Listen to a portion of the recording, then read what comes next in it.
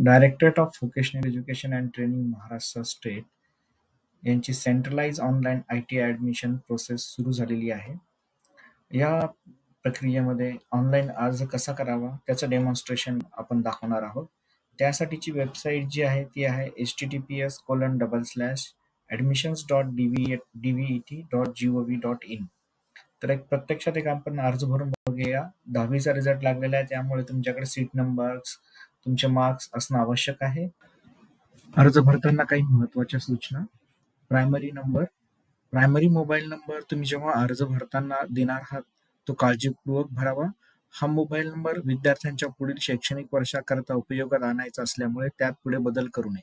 तुम्ही जो पण मोबाईल नंबर देणार आहात प्रायमरी मोबाईल नंबर, तो तुम्हाला पुढच्या जे अकॅडमिक इयर आहे त्यामध्ये तो तुम्हाला त्याच्यावर अलर्ट, मेसेजेस सर्वाकरता यूज करायचा आहे. त्यामुळे प्रायमरी मोबाईल नंबर देताना काळजीपूर्वक द्या. तसेच दुसरा पॉईंट, विद्यार्थ्यांनी आपला अर्ज भरल्यानंतर अर्जामध्ये नमूद केलेल्या ITI इन्स्टिट्यूटमध्ये कागदपत्रासहित जाऊन कन्फर्मेशन करून घेणे आवश्यक आहे. नसता विद्यार्थ्यांचा अर्ज ग्राह्य धरला जाणार नाही. जेव्हा तुम्ही तुमचा अर्ज भरताना सबमिशन सेंटर, कन्फर्मेशन सेंटर जे सिलेक्ट करताय तिथे तुम्हाला जाऊन कागदपत्र तुमचे व्हेरीफाय करून घ्यायचे आहेत. ते नसता केले तर तुमचा अर्ज ग्राह्य धरला नाही. हे 2 महत्त्वाचे मुद्दे तुम्हाला लक्षात ठेवायचे आहेत. तुम्हाला कॅन्डिडेट लॉग इन या लिंकला क्लिक करायचं आहे. त्यानंतर तिथे तुम्हाला 2 ऑप्शन आहेत, न्यू कॅन्डिडेट रजिस्ट्रेशन आणि रजिस्टर्ड कॅन्डिडेट लॉग इन. तर सर्वप्रथम तुम्हाला न्यू कॅन्डिडेट रजिस्ट्रेशनला क्लिक करायचं आहे, कारण की तुमच्या या पोर्टलवर लॉग इन क्रिएट नाही. जर तुमचं ऑलरेडी लॉग इन क्रिएट असेल तर तुम्हाला रजिस्टर्ड कॅन्डिडेट लॉग इन इथे क्लिक करायचं आहे. तर चला आपण एक अर्ज भरूया, न्यू कॅन्डिडेट रजिस्ट्रेशन. तर न्यू कॅन्डिडेट रजिस्ट्रेशन नंतर तुम्हाला इथे जे ऑप्शन्स आहे, तुमचं 10वीचं बोर्ड कोणतं आहे, महाराष्ट्र स्टेट बोर्ड आहे का अदर बोर्ड आहे, हे तुम्हाला सिलेक्ट करायचं आहे. तर आपण महाराष्ट्र स्टेट बोर्ड सिलेक्ट करूया. त्यानंतर तुमचं 10वीचा सीट नंबर, कधी पास आउट झालेत, कोणतं वर्ष आहे, डेट ऑफ बर्थ, तुमचं नाव, लास्ट नेम, नंतर primary mobile number, secondary mobile number, email ID, password confirmation आणि कॅप्चा, असं सर्व तुम्हाला डिटेल्स भरून तुम्हाला रजिस्टर्ड करायचं आहे. तर आपण एक एक गोष्ट भरूया.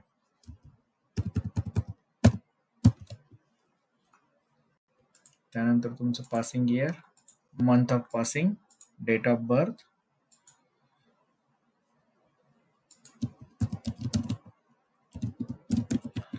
त्यानंतर मोबाईल नंबर,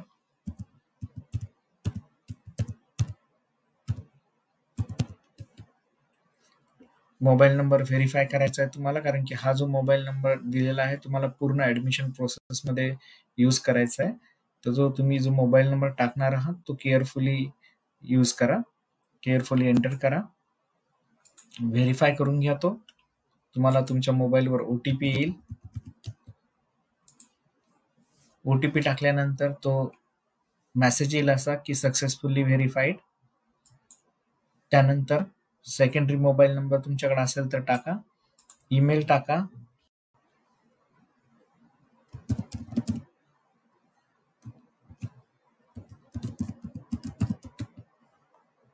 नंतर तुम्हाला पासवर्ड टाकायचा आहे,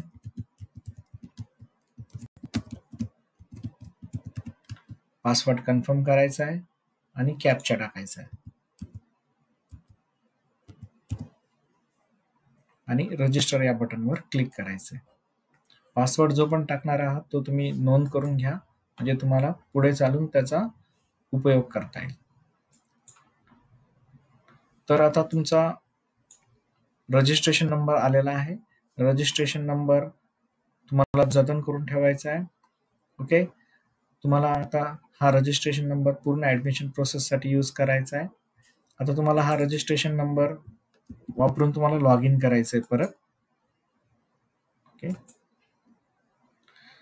रजिस्ट्रेशन नंबर तुम्हाला टाकायचा आहे, त्यानंतर पासवर्ड जो तुम्ही सेट केला आहे तो टाकायचा आहे, नंतर कॅप्चा टाकायचा आहे.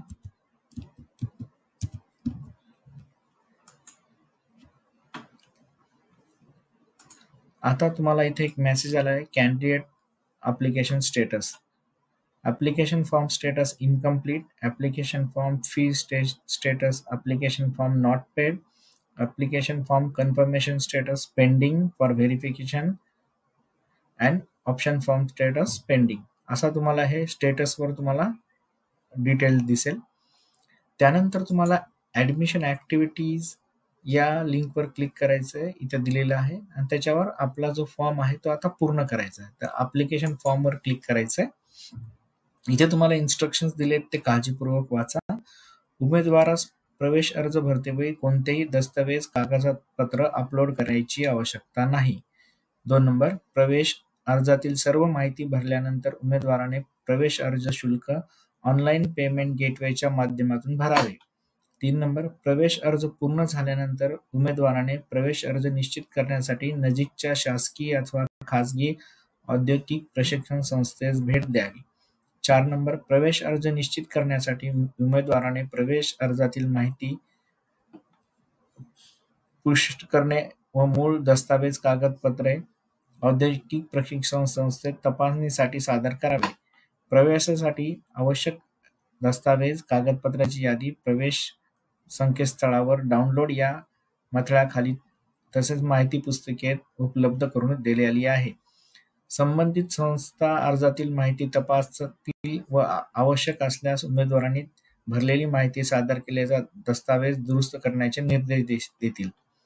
त्यानंतर अर्ज निश्चित करण्यासाठी औद्योगिक प्रशिक्षण संस्थेकडे उमेदवाराने कोणतेही मूळ दस्तावेज जमा करू नये. उमेदवारास बहाल करण्यात आलेल्या औद्योगिक प्रशिक्षण संस्थेकडे प्रवेश निश्चित करताना उमेदवारास मूळ दस्तावेज सादर करणे अनिवार्य आहे. 7वा मुद्दा आहे, उमेदवारास प्रवेश अर्ज निश्चित करण्यासाठी औद्योगिक प्रशिक्षण संस्थेत कोणतेही शुल्क देय नाही. प्रवेश अर्ज निश्चित केल्यानंतर औद्योगिक प्रशिक्षण संस्था मूळ दस्तावेज कागदपत्र परत करीत नसल्यास अथवा प्रवेश निश्चित करण्यासाठी शुल्क आकारत असल्यास उमेदवाराने त्वरित मदत कक्षात संपर्क साधावे. हे सगळे इन्स्ट्रक्शन तुम्हाला वाचायचे, ओके म्हणायचंय. त्यानंतर मग आपल्याला आता उरलेली माहिती भरायची आहे. तर यामध्ये तुम्हाला आता ऍड्रेस डिटेल, थर्ड स्टेप मध्ये parent details, additional weightage, entry, additional qualification details, previous training झालेली आहे का त्याची डिटेल्स, आणि अंडरटेकिंग, आणि शेवटचा जो आहे तो इन्स्ट्रक्शन फॉर कॅन्डिडेट. हे तुम्हाला स्टेप बाय स्टेप फॉलो करायचं आहे. तर आता या सेक्शन मध्ये तुम्हाला जेंडर सिलेक्ट करायचं आहे, त्यानंतर नॅशनॅलिटी सिलेक्ट करायची आहे,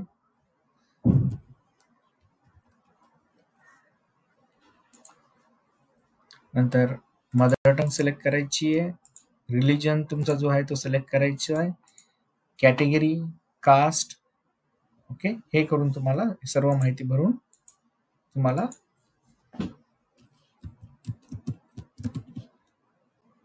फॅमिली इन्कम पण सिलेक्ट करायचं आहे आणि नेक्स्ट पेजला क्लिक करायचं आहे. नेक्स्ट सेक्शन मध्ये तुम्हाला तुमच्या ऍड्रेस डिटेल भरायचा आहे.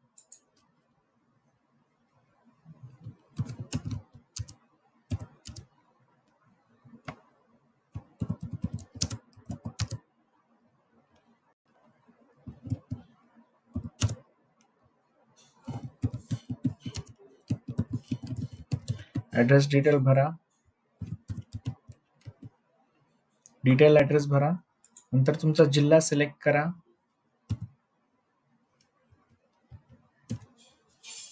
तालुका सिलेक्ट करा, त्यानंतर सिटी सिलेक्ट करा,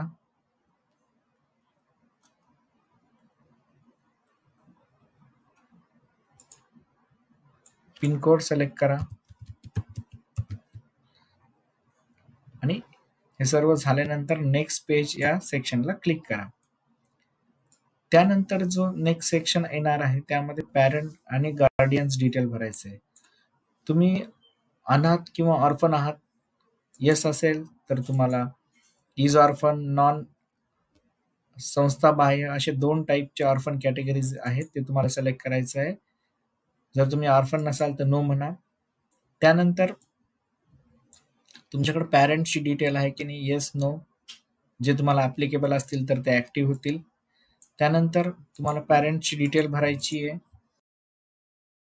तर तुम्हाला वडिलांचे आणि आईचे डिटेल्स पूर्ण भरायचे आहेत आणि नेक्स्ट पेजला क्लिक करायचं आहे.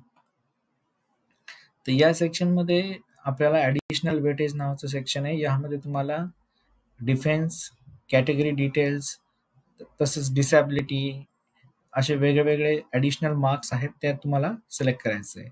So do you belong to defence category? Yes असेल तर त्यामध्ये तुम्हाला drop down ward of war dead असे भरपूर ऑप्शन्स आहेत, ते तुम्हाला सिलेक्ट करायचे. नो असेल तर नो. पर्सन विथ डिसॅबिलिटी अपंग श्रेणीत असेल तर तुम्हाला किमान 40 किंवा त्यापेक्षा अधिक कायम अपंगत्व असल्याचं तुमच्याकडे प्रमाणपत्र असणं आवश्यक आहे. तर ते असेल तर येस. त्यामध्ये डिसॅबिलिटी किती पर्सेंटेज आहे, कोणत्या टाईपची डिसॅबिलिटी आहे, त्याच्यामधली सब टाईप कोणती आहे, हे सगळं तुम्हाला डिटेल्स भरायचं आहे. तर आपण इथे डिसॅबिलिटी नो करूया सिलेक्ट. इंटरमिडिएट ड्रॉइंग पासिंग आहात का? Yes no. मी आता सध्या टिक करतो येस. ॲडिशनल वेटेज मध्ये ते येईल. स्पोर्ट्स आहात की नाही? येस नो तुम्हाला सिलेक्ट करायचं आहे. येस असेल तर डिस्ट्रिक्ट, स्टेट, नॅशनल लेवल हे तुम्हाला ऑप्शन विचारले जातील. Candidate pass from government approved recognize Borstal school from Maharashtra. बालसुधा गृहातनं तुम्ही आहात का, उत्तीर्ण झालेला आहात? येस नो असेल तर ते सिलेक्ट करायचं आहे. आणि हे सगळे डिटेल्स भरल्यानंतर नेक्स्ट पेजला तुम्हाला क्लिक करायचं आहे.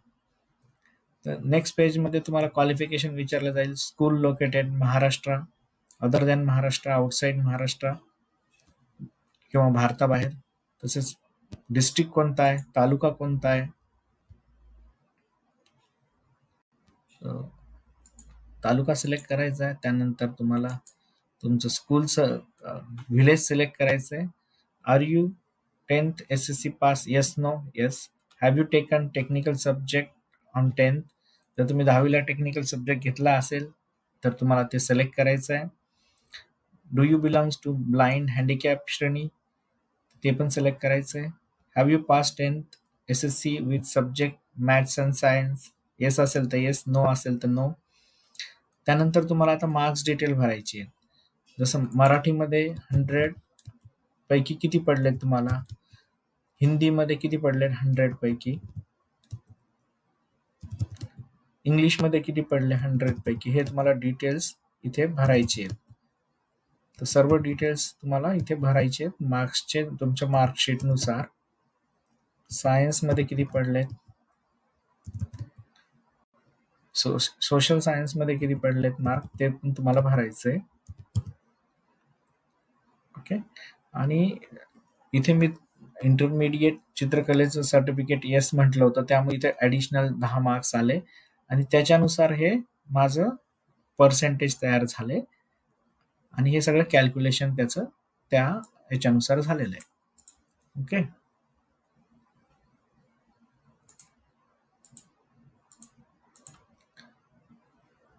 त्यानंतर तुम्ही 12वी पास आहात का? तर असाल तर येस म्हणा. ओके. नसाल तर नो म्हणा. हायेस्ट क्वालिफिकेशन तुमचं काय आहे का 10वी शिवाय किंवा ग्रॅज्युएशन केलेलं आहे, डिप्लोमा केलेलं आहे, तर त्याचं अप्लिकेबल असेल तर ते तुम्हाला भरायचं आहे आणि नेक्स्ट पेज या सेक्शनला क्लिक करायचं आहे. आता इथे तुम्हाला पूर्वी काही तुम्ही ट्रेनिंग घेतलेली आहे का ITI मध्ये? येस असेल तर कोणत्या वर्षी ऍडमिशन घेतलं, कधी पास आउट झालात, कोणत्या ITI मधनं तुम्ही केलेलं आहे, हे सगळं तुम्हाला भरायचं आहे. तर मी नो करतो कारण की ITI याच्या अगोदर झालेलं आहे का नाही झालेलं आहे. नेक्स्ट पेजला क्लिक करायचं आहे. कॅन्डिडेट होम डिस्ट्रिक्ट, तर इथे मी पुणे सिलेक्ट केलंय आणि माझं कॅन्डिडेटचे आलेलं आहे type B. Okay. Select the institute where you want to confirm your application form. तर सपोज मी आता पुणे सिलेक्ट करतोय. तुम्हाला तुमच्या जो जवळचा आहे तो सिलेक्ट करायचा आहे.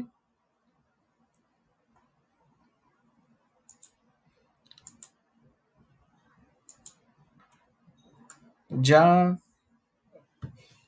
औद्योगिक प्रशिक्षण केंद्रात तुम्हाला अर्ज निश्चित करायचा आहे ते मी सिलेक्ट केलेलं आहे.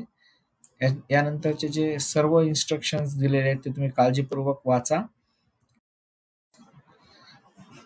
तर तुम्हाला मेक पेमेंट या बटनवर क्लिक करायचंय. पेमेंट पूर्ण झाल्यानंतर तुम्हाला हाय पेज येईल ज्यामध्ये इन्स्ट्रक्शन फॉर कॅन्डिडेट.